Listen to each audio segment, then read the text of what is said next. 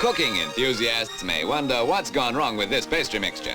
For not only does it look unappetizing, but a tummy full of that and you'd lose your appetite for good. Reason is that Sean Rice here is not a confectioner, but a sculptor, and his favorite medium is this special cement mixture.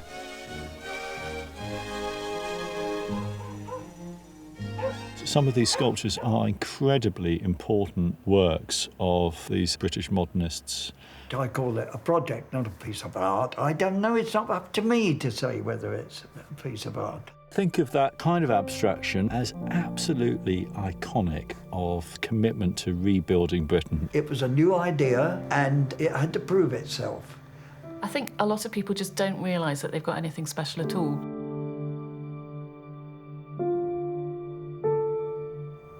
I think there was a moment in the early 60s where sculpture took a great leap forward, literally. There was a feeling that the art and arts was something that should be shared. And in rebuilding our cities and in creating the new towns, there was a feeling that art should play a part alongside great architecture. It now all feels a long, long time ago.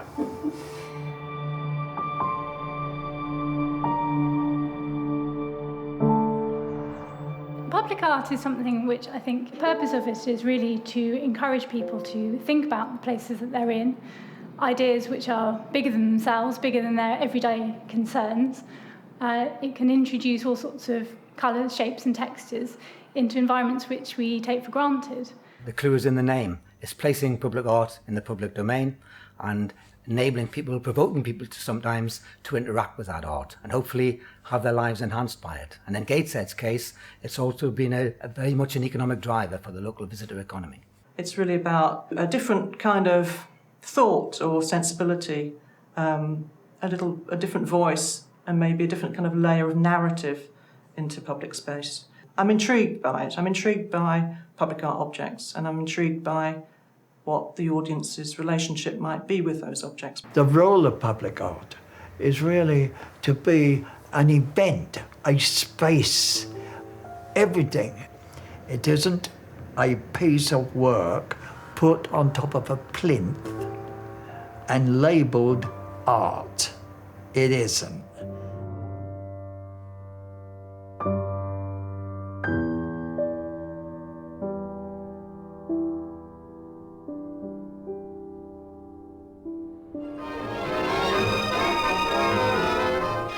Designers and architects have gone all out for comfort and simplicity. Wherever one turns, the outlook is gay and eye-catching. And works of art like Fran Tabelski's Joyride are much in evidence. I think post-war public art is really important. A lot of these buildings, I think people's general impression of them is that they're quite austere, and they're quite large, you know, that they're not really human scale. And I think a lot of these pieces really kind of bring the scale right down to human size. And I just think they're good. They tell stories. They encourage people to really kind of think about the spaces as they walk through them. It was the London County Council. They, at the time, were involved in doing housing. And they felt that there should be a piece of artwork on every housing scheme they did, and if possible, in the houses that the people actually rented. And that's how it started. It's incredible now thinking about it.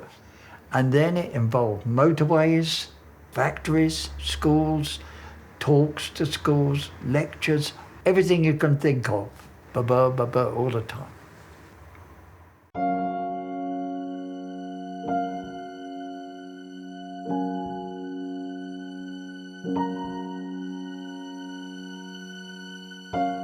I think the setting for public art that's had the most influence on me, and indeed many people I know, is of course the Angel of the North. It's a very important piece of land. It always was recognised as such. It's a landmark space, it's a landmark sculpture, and it's genuinely transformed Gateshead and the North East.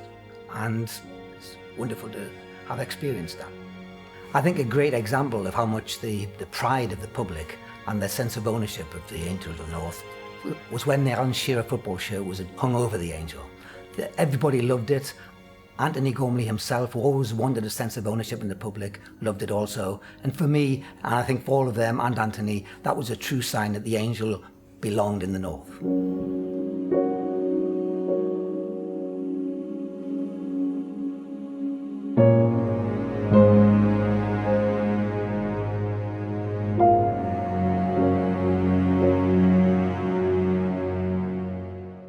My favourite piece of public art is probably this crazy winged figure on the side of John Lewis in Oxford Street.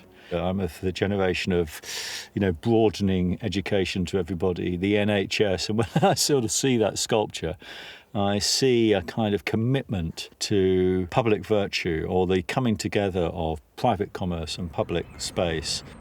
There's all sorts of commissions in the Newcastle Civic Centre. Some of the major sculptural work by David Wynne. There's the Tyne River God that I think a lot of people in the city have quite a fondness for. Then there's the Five Swans. But there's all sorts of other works sort of integrated into the buildings. Or what those artworks were trying to do, I think it was really part of building this idea that Newcastle was actually a kind of a progressive and cultural place, which is maybe not how people had thought about it before.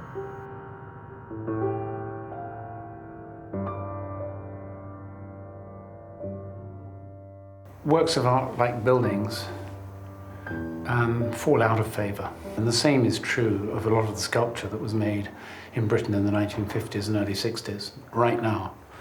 So it has become really important to try and give some protection to these works. Public art can be vulnerable for a number of different reasons, either through sale, through redevelopment of sites, or people just not appreciating it. And part of the role of this project is to not only protect items through listing, but also to raise the profile of public art more generally.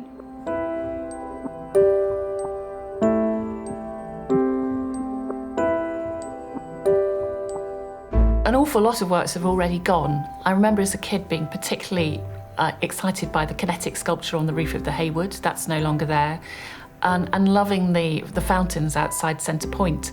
And they've gone as part of the Crossrail works, which is a real pity. So, a lot of these things have had very, very short lives, really.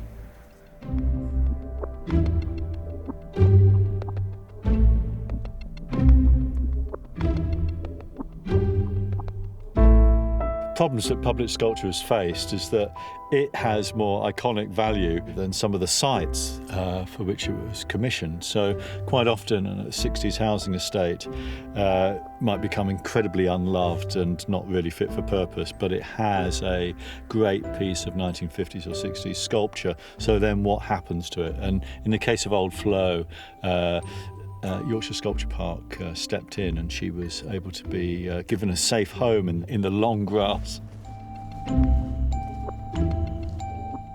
We saw, for instance, with the work that Victor Passmore made for Peter Lee in the 1960s, it fell into neglect, it was vandalised, there was a call for its demolition.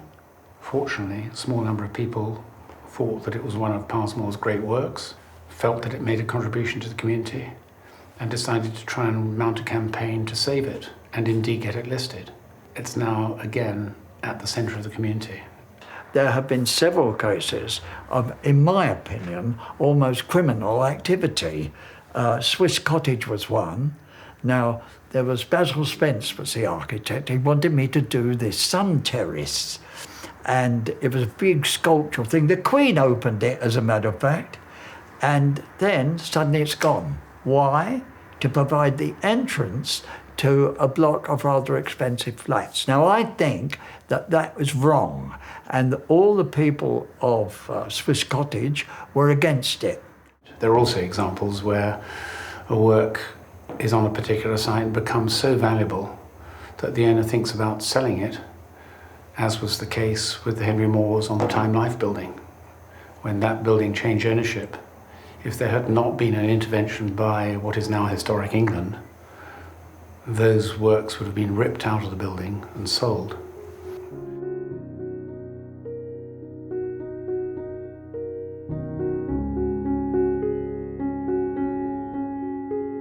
Historic England are no strangers to listing pieces of public art. We've been doing it for a long time. But I think at the moment there are particular threats which art is facing, and we need to be aware of that. It was always recognised in previous projects that we were looking at the tip of the iceberg.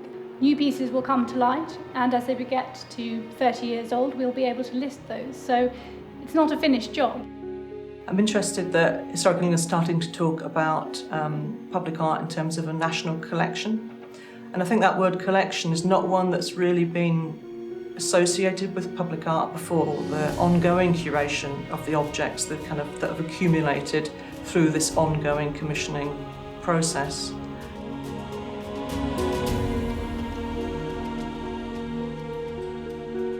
I think our biggest success was getting the Desert Quartet heads by Elizabeth Frink listed. They're fabulous, and they're 4 really huge sculptural heads, and they're on a postmodern shopping centre in Worthing, which is probably not the sort of place you expect to find really fantastic sculpture.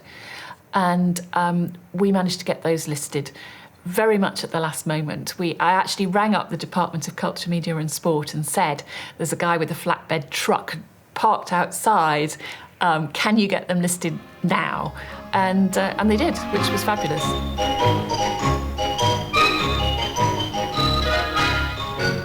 Mostly contemporary, the sculpture is often difficult to understand if you haven't studied the modern medium. This one, by Giacometti, is simply called Figure, so we have to figure it out for ourselves. Sitting this one out is a work by Elizabeth Frink. It's not as fragile as it looks, having been sculpted in concrete. Elizabeth describes it as an attempt to convey man's solitude. It's been fabulous that Historic England has been able to get so many of these works listed, and I really hope that the exhibition will not only encourage people to come and look at the works and the background material that we've got here, but actually go out and look at the works in situ, because that's what it's all about. It's about seeing them in the public realm.